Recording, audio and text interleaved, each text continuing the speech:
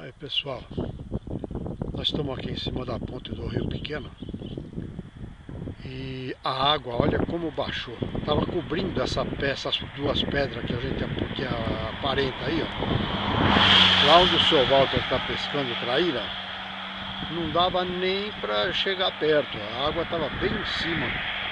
Agora a água baixou tanto que já dá para pescar dali, já formou uma prainha, tá vendo? O seu Walter ali colocou meia dúzia de varas preparada para traíra. Está jogando bem longe,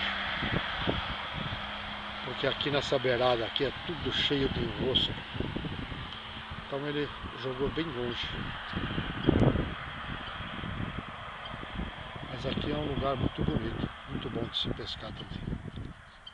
É isso aí. Lambari hoje eu peguei um pouquinho, deixa eu mostrar para você, mas vou usar de isca para traíra, tá vendo?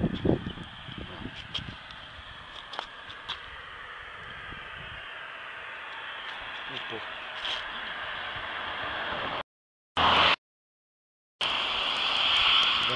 É isso aí. Muito bom.